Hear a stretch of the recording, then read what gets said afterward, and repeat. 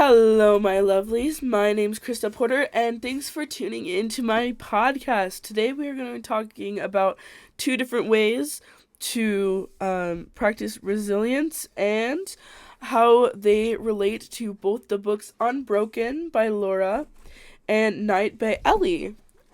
This is a English assignment, so I just want you to know I am trying my best, but I'm not the best at English. I would also like you to notice that there will be probably a noise in the background other than the music and me talking. If you do hear those, please ignore them. I just have one of my ferrets in the background, and I do apologize for my voice. It is fairly scratchy. I am a little under the weather, but that will not be stopping us today in our podcast. I would also like to point out this will be split into three different sections.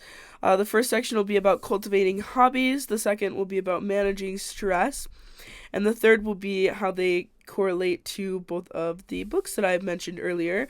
So, why don't you grab a snack, grab your tea, and tune on in to the podcast. And thank you, as always, for listening in. Alright, let's get into our first section of the podcast. So you might be asking yourself, what is resilience? I mean, we're talking about ways to cope and ways to build up resilience, but what is resilience?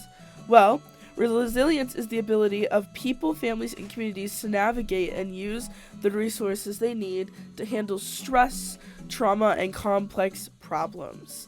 So that one thing really stressing you out, class, you need to know how to properly deal with these problems. So for the first one that I chose to research cultivating hobbies. Cultivating hobbies can benefit your mental health in many ways, including reducing stress, improving feelings of anxiety and depression, and helping you recognize your own strengths. For me, I always found that a lot of my hobbies really did reduce stress for me and improve my feelings of depression and anxiety, feeling upset about everything and just really stressed out, because I used the things that I like to do for fun as a way to kind of cope and calm down and allow me to think properly through what I am dealing with. So, with anxiety and depression, it can claim your thoughts. But if you have a hobby, it can help you rid of those negative thoughts. In fact, in the article Why Hobbies Are Good for Your Mental Health, by Eric Baum, a psychologist that works for the Seven Summits Pathways Mental Health Facility, claimed that hobbies provide you with an active way that you can fight those feelings and reclaim your mental health. So for me, I really do think that many of my hobbies have been able to prove this correct. I mean, even as simple as playing instruments. I play multiple instruments, and I think that really my instruments allow me to kind of take a minute to step back and really be in the present and calm down and allow me to then go on and deal with a stressful situation. Even other hobbies, I have multiple other hobbies that do the same for me. I do also enjoy making beaded flowers. I actually learned that last week, that I really like making beaded flowers.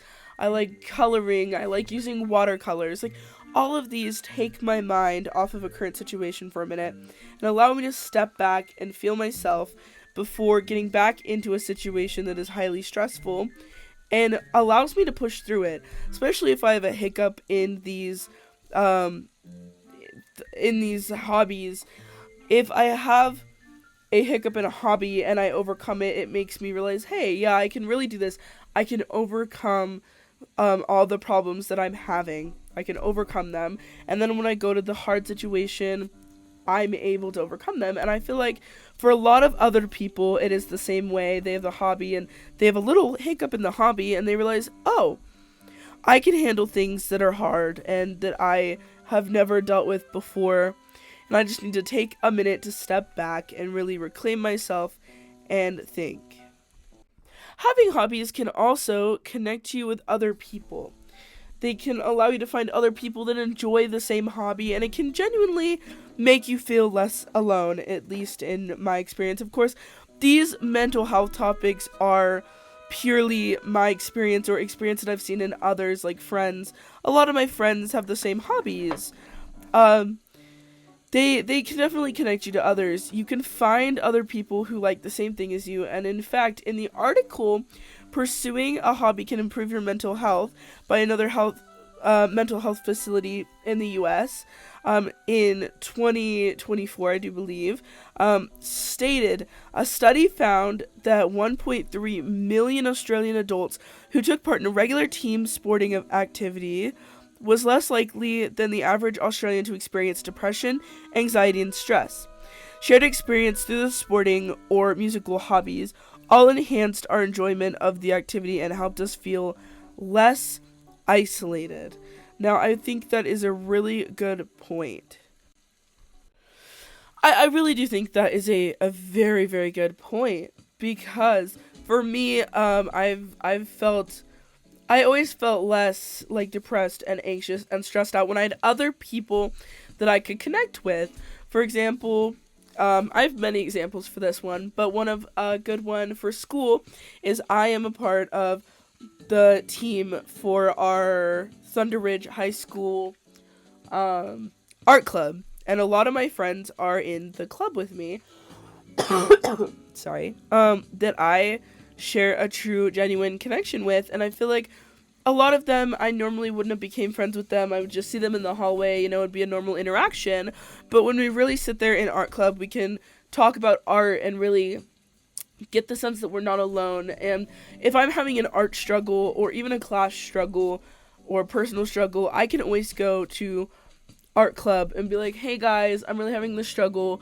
What's your idea of it? I actually just had a friend today text a group chat she'd added me to, asking help because one of her friends was ignoring her over a situation, and we were able to help. And I really do think it really connected her with people so she'd feel less alone, and she has definitely struggled in the past, and I feel like that really did help her connect with other people and see their perspective. I also, for me personally, I have gone to anime conventions and Renaissance fairs and overall been out in the community during events to really meet people that are just like me. I also went to a concert. This last summer, I went to a concert and I went to a Renaissance fair, and I found people who liked the same things as me. In fact, I found out that one of my coworkers enjoys Renaissance fairs as well because I ran into her while I was there. And I really do think it's connected us, and we've been much closer. And it makes me feel less alone, and I know that, hey, if I'm having a problem, a complex issue, or I'm having an issue that really is stressing me out, I can reach out to them, and they can always reach out to me, and we can help each other, and honestly, really help with situations that other people might feel alone in, and feel like they don't have anybody. And that's going to conclude my first segment, so we are going to hop right into the second segment about managing stress. Welcome to part 2 of my podcast. This section will be talking about managing stress. This is a very important resilience topic, in my opinion, just because I have also personally dealt with this one. It's just very important to me, and is one of the reasons why I am so big on mental health with other people. So, managing stress is very important for your physical and mental health. And I know y'all are going to be like, physical health? What do you mean? We're talking about mental health. Well, for instance, I have really bad anxiety, and I get anxiety, like panic attacks when I'm panicking and stressed out. And that can lead to a lot of problems. I usually start breathing really heavy, and my heart beats real fast, and I'm sweating and shaky. But even when I'm just mainly regularly stressed out, I'll start to shake, and my hands will get all sweaty, and it's just physically a little bit mind-boggling. But it's also not good for your mental health, obviously. It does affect that. So I like to use little skills little different ways to reduce my own stress, manage my stress, like breathing techniques. I really do like to use different breathing techniques. Those you can do quietly. You can do them in your head, and it kind of gets you back focusing to what you're supposed to be working on.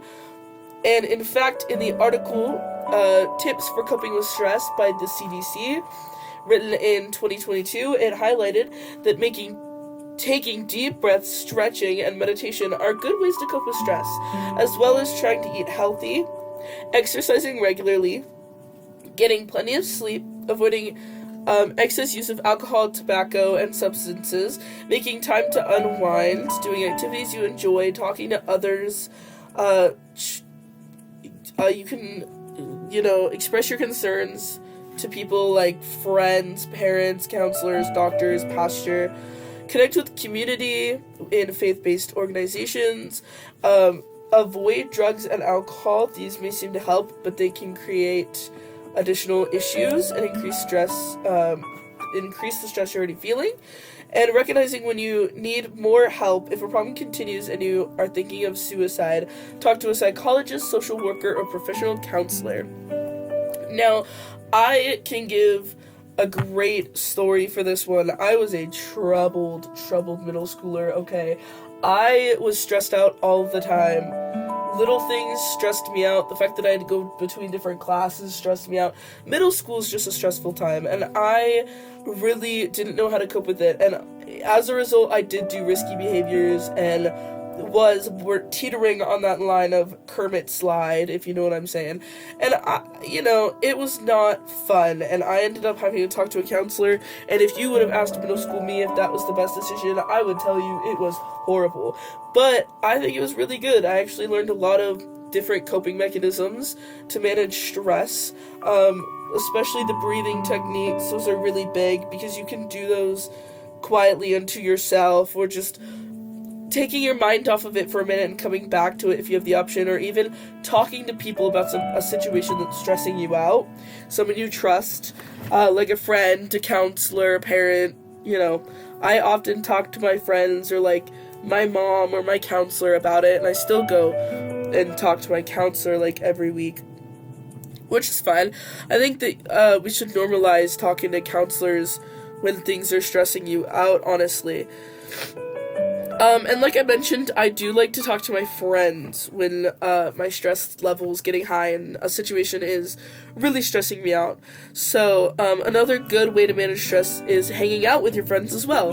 In the article Stress Management, How to Reduce and Relieve Stress, written by Lawrence Robinson and I'm sorry, I butchered names. Melinda Smith, MA, who works for the Han Health on the Net, a non-profit organization, wrote in 2021 that there's nothing more calming than spending quality time with another human being who makes you feel safe and understood. In fact, face-to-face interactions trigger a cascade of hormones that counteract the body's defensive fight-or-flight response. It's nature's natural stress reliever. As an added bonus, it also helps it helps with your depression and anxiety. So make it a point to regularly connect with people in person, with family and friends. Sorry, I butchered that quote a little bit, but it makes a good point. If you're really stressed out, go to that anime convention, or you don't even have to spend a lot of money to hang out with people. Go to your grandma's house, make cookies, like with your grandma. Go to your friends at the mall and walk around. You don't even have to spend money at the mall. The mall's a great place to just walk around. Go to the park with your friends.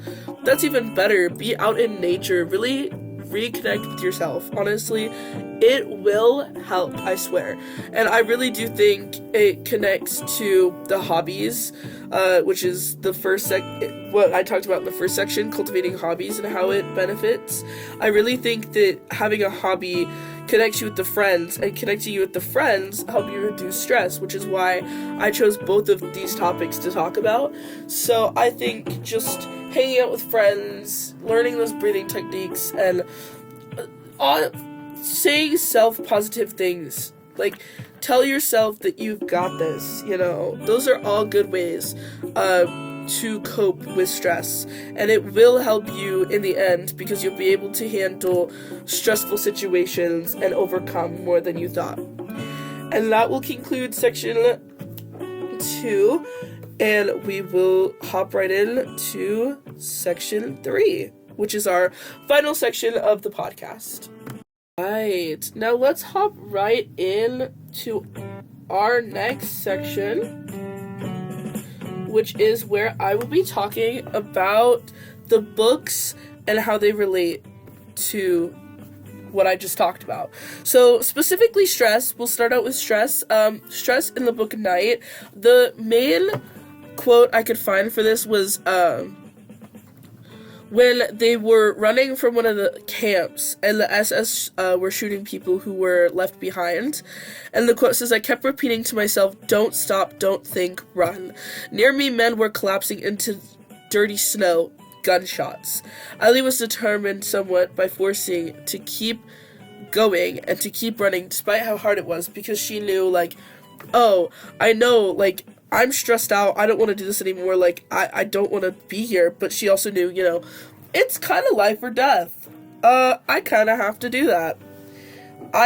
There's not really an option. I need to keep running. That was the biggest instance I could think of in the book Night, where stress was primarily focused on. The main character really was stressed, going through pretty heavy stressors the whole time in the book, but I couldn't think of any other specific quotes that I could show that. But in the book Unbroken, I found a few others that I would like to share with you. I think I picked out 2 of these. The first quote I would like to point out is, though all 3 men faced the same hardship, their differing Sorry, I keep butchering this. Perceptions of it appeared to be shaping their fates. Louis and Phil's hope displaced their fear and inspired them to work towards their survival, and each success renewed their physical and emotional vigor. Mag's resignation seemed to paralyze him, and though less he participated in their efforts to survive, the more he slipped. Though he did the least as the days passed, it was he who faded the most. Louis and Phil's optimism and Mag's hopelessness were becoming self-fulfilled. Now, this one really does show why it's so important to, continue working on these resilience methods, and why we're focusing on it today. Because if Louis and Phil had given up hope and they were like, well, I'm stressed out and I'm depressed, I don't want to do this anymore, they would have started to fade and probably die, as Mac did when they were all out in the ocean, because, Mac's the one that lost hope, and he's the one that ended up going, if I remember correctly. So, honestly, their coping with their stress allowed them to live in the end. The other one I found from the book Unbroken, the other quote I'd like to point out, is his conviction that everything happened for a reason and would come to good gave him laughing equanimity, even in hard times. So he's he's taking his situation, his very stressful situation, and he's laughing about it. He's like, this all happened for a reason. I will make it out. And honestly, it'll be fine. It'll be okay. For hobbies, I only could think of instances from Unbroken that I could find, because unfortunately in the book Night, there wasn't much hobbies that they could do. They didn't really have much they could work with. And in that book, it did talk a lot about religion, which I do think is technically a stress and hobby thing. But it was more of losing hope. And I really wanted to shed light on quotes that showed, gaining hope, if that makes sense. So in Unbroken, one of my quotes that I found that I thought would correlate with hobbies was, "What God asked of men," said Billy Graham, "is faith. His invisibility is the truest test of faith. To know who sees him, God makes himself unseen." This really shows, in my opinion, that they're like showing that they're believing in God. It's their hobby almost. To have faith in God. It's what they can hold on to through this whole camp situation. The other quote, there's a total of 3 quotes that I found that I think apply. The next one was, "When he thought of his history, what resonated with him now was that all he had suffered, but the divine love that he believed had intervened to save him," which is again, oh, I believed that he was there. I believed he was going to save me, and he saved me. And I'm going to believe in God, and I'm going to talk to other people about their beliefs, and eventually he does become super religious as he ages after he gets out of the war. And I really think that his religion allowed him to thrive through the PTSD after the situation, because he got out of that situation. Obviously it did help a little bit of him getting out of the situation, but I think it really helped the most after the situation because it allowed him to stay alive. And then the last and final quote that I found that I think resonates with hobbies is, "The night before he tried to sleep, Louis prayed. He prayed once before in his life, in childhood, when his mother was sick and he had been filled with a rashing fever that he would lose her. The night on the raft, in words composed in his head, never passed his lips.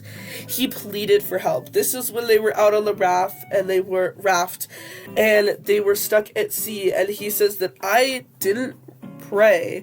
I never prayed after childhood, but I'm gonna pray now because I want to use my faith to in turn help me get out of this rough situation." And I really do think that overall the main theme for his hobby was religion. Religion was his hobby, and it helped him get out of that rough situation. The end of the podcast. I really hope you enjoyed. Please hit a like and subscribe at the bottom there if you enjoyed. Mr. Hawk, I know you're listening. Don't burn yourself out too much, please. And I hope you get to have a lot of fun with your kids after grading. But I will see you guys in the next video.